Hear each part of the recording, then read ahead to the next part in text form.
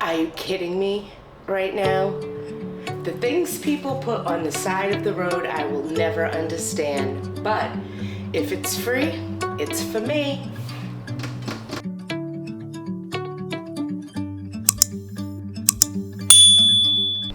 Hey friend, welcome back to the studio. If you're new here, my name is Shawn. It is so nice to meet you. Welcome to my studio. And if you're returning, well, my name is still Shawn. It's great to see you guys again. Regardless of the time of day it is when you are watching this video, I hope your day is as fabulous as you are, and I hope you are ready for another unconceivable furniture transformation, which actually is conceivable because here we are. I was stoked to find a pair of end tables on the side of the road. End tables sell really well in my area for a really good amount of money, so scoring these was amazing.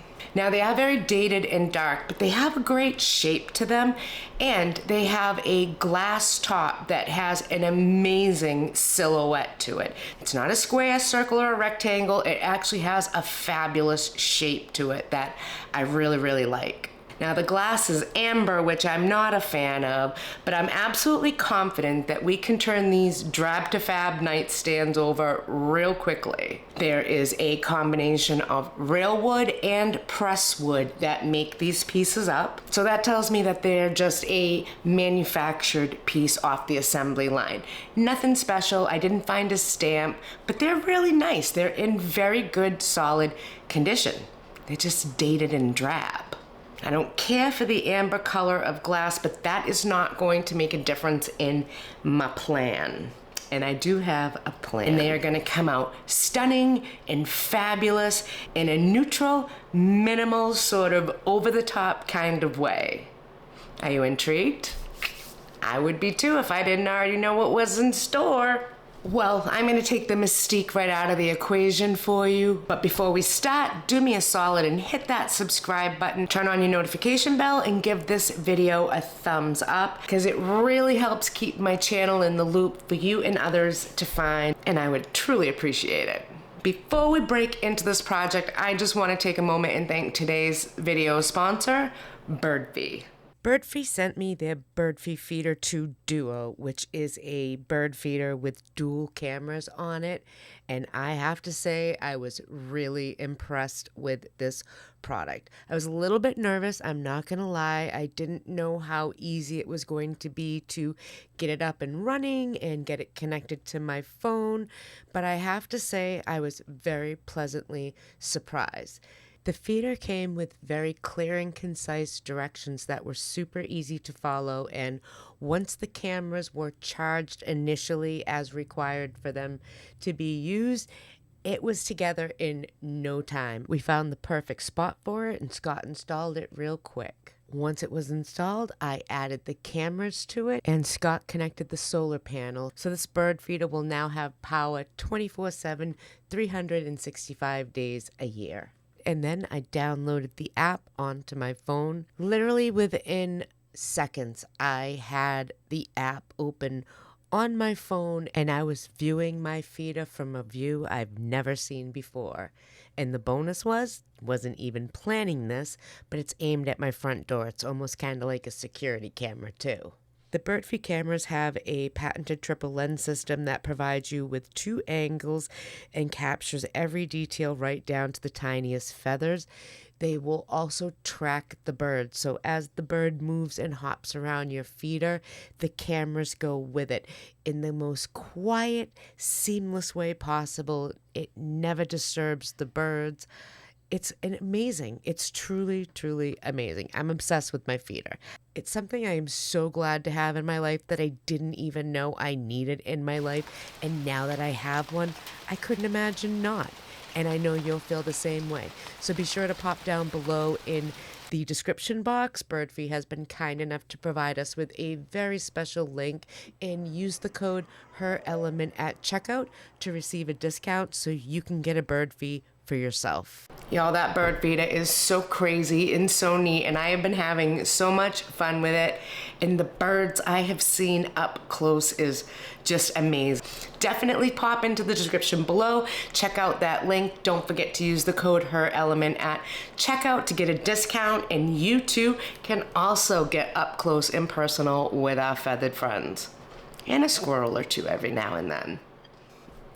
All right, guys, let's get these nightstands going. First thing I'm going to do is just remove that amber glass from the insides and set it aside. We'll get to that in a few minutes. I'm going to take the bases outside and I am going to give them a sanding.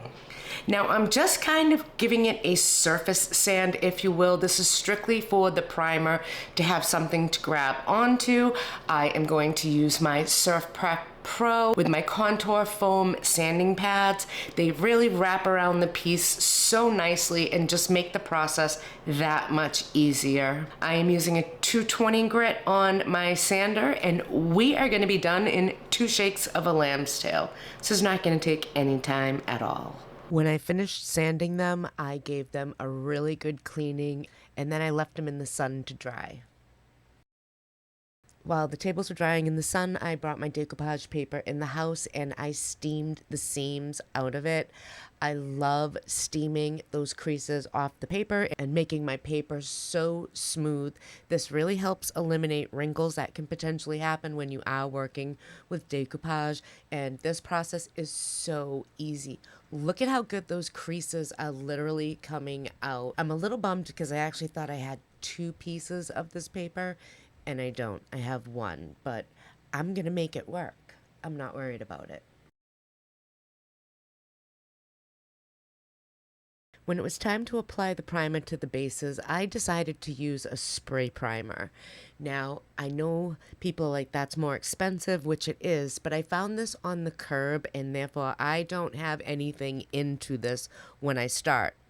I'm starting from 0 and working my way up, and so far I'm kind of still at 0 because this has taken no time at all. So I made the executive decision to use spray primer on the end tables instead of rolling it, and that just is going to make it quicker, faster, and easier for me, and we like quick, fast, and easy. I got 2 coats on the bases of the end tables, and then it was time to address the glass inserts for the top. Now, I am going to do a decoupage on them, so they need to have a white background. And I put a lot of thought into this, and I decided to invest in some really, really good bonding spray primer.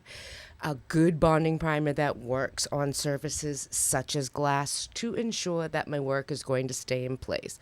I'm also kind of not entirely worried about it because of the fact that it is decoupage and we'll be using glue and sealer and all that, and I feel like everything's really going to hold it to the glass nicely, but I still wanted to start with the proper base. So I started applying really light layers to each of the glass inserts. I did not want to go heavy with the spray at first. I wanted to take my time and gradually build it up from opaque to solid in a very easy transition way, so there's no runs, it dries in between, and everything will cure just fabulously. We love fabulous around here.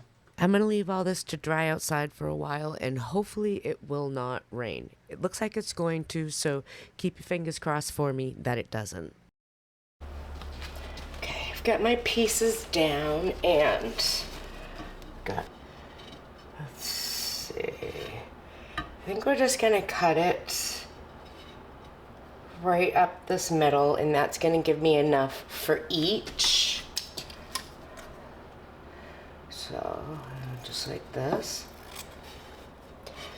That fits on the paper, but I have to decide what do I want to show on the paper. What do I want to see? Kind of like that a bit. What do you guys think? Once I figured out the placement, it was time to get it on the glass. And again, I am just using my Scarlet brush by Dixie Belle that I love and Elmer's glue. And I know Elmer's glue is very controversial, but let me explain to you why I trust it. 1, it dries clear.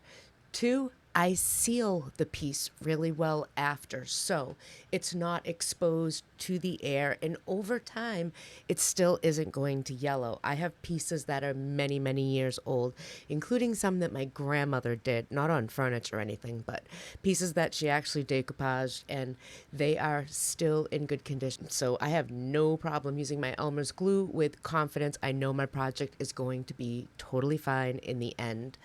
I am getting a nice coat on there, not too thick, not too thin, enough to hold it into place, and I am going to brush it down, leaving the overage on the edge, but I'm going to be sure that I bring all of my glue to the edge.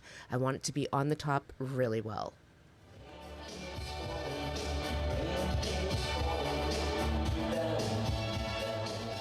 I usually have my music going or an audiobook rolling through the speakers or even listening to a true crime reality drama on a podcast on my speakers when I'm working. What brings out your creative side? Now that it's finished, they have to sit and cure.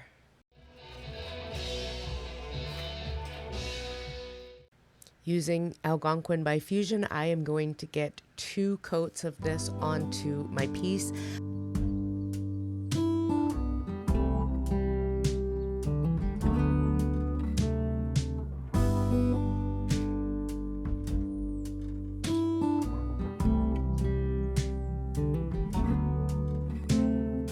Open air, side by side we sway there in all the colors. Summer love,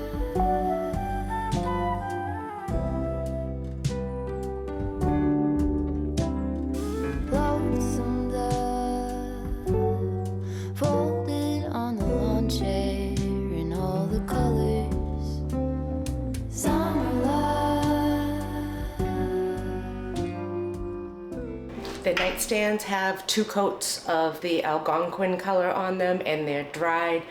I'm doing the Pottery Barn finish all over this nightstand, and I like this for that base. You can totally use whatever color you like, but finding one around this type of a hue and tone is going to give you the best Pottery Barn look. And I know I am for one sick of the Pottery Barn finish, but for some things, when you want to give them character and give it a finish that would resonate with a lot of different interior designs, this is the finish to use. It goes with so much, old, new, everything cohesively goes. So much as I hate falling into the kitschy trap, it works. For the next step of the Pottery Barn finish, I need to glaze these pieces.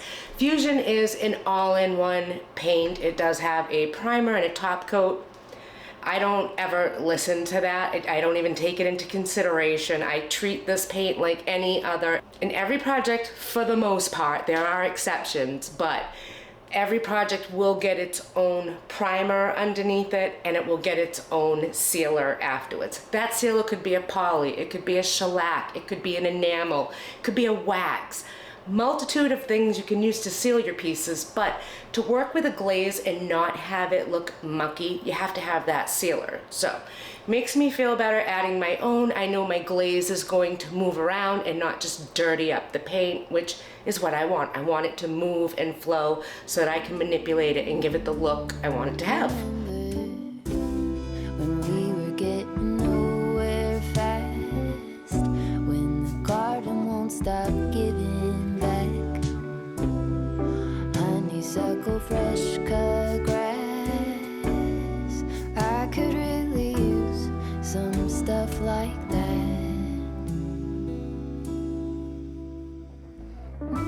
These have all been sealed down, everything is painted. I need to take the extra edges off, and I was going to use my sanding block and gently go over the edge, and that removes the extra.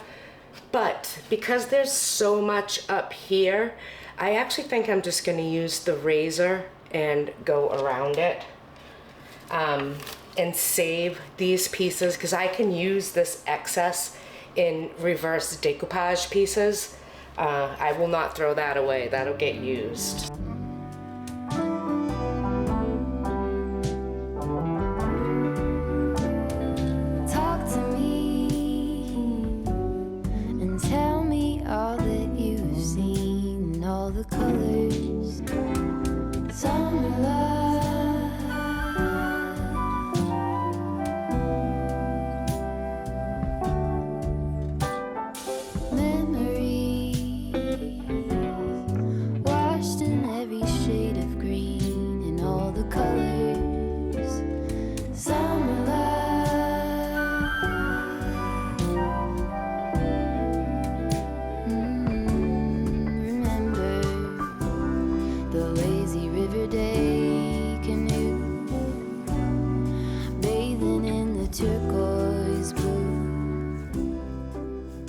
time to add the glaze, and I am using my favorite glaze out there. It is simply the Rust-Oleum glaze in the shade Java.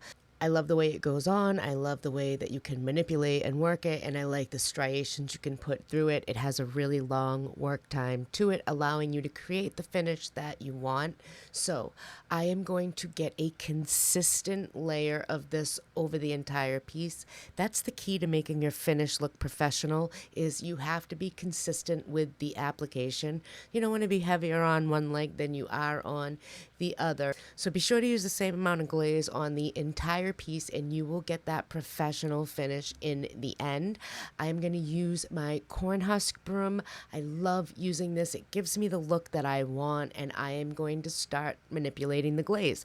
You just work it until it looks right to you. It might take a minute, it might take longer. You'll know as you go. Just start working the glaze and watch the magic happen. Okay, the glaze is all on, but now it has to sit and cure, and I like to let my glaze cure overnight. So I'm gonna do one more thing before we leave this project for the night, and tomorrow it's going to be finished. Tomorrow the only thing that's going to be left is some sealing. The edges of the glass are white from the primer, as you can see, and I don't want that to be white. So I am just going to use a little gold gilding wax. This is by Fusion, and my finger, and I'm gonna go right around that edge and get rid of that white. Another peach pie sunset view. Sleeping in the afternoon. No place to be and nothing to prove.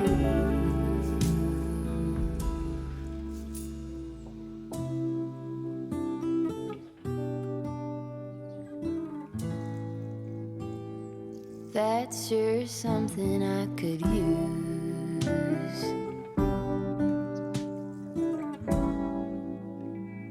A cure for the air-conditioned blues.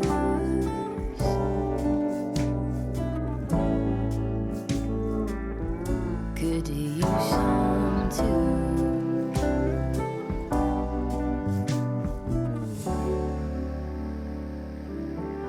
A little bit of sunlight.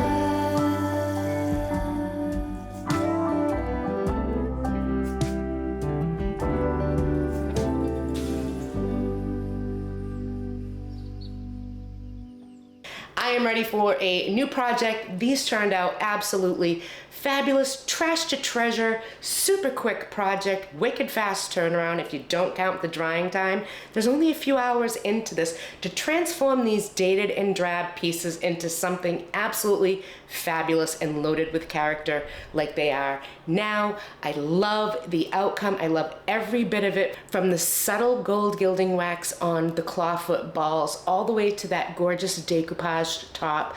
I love everything about it, and this new Pottery Barn finish, guys, I hate to admit it, but boy, does it really work on a multitude of items. When you don't want to paint, but you can't restain it, this is really a great option. Doing a faux finish is an absolute smashing option, and this one is just, it couldn't be easier. Seriously, it is so, so easy. I love doing it. I've turned around. I've seen the light. Pottery Barn, you sure know what you were doing, didn't ya? Yeah, you did. On a side note, guys, I have gotten some amazing new decoupage pieces in, and stay tuned because you'll be voting on which one you want to see next. And let me tell you, there's some amazing ones. Seriously, gorgeous. Absolutely love them.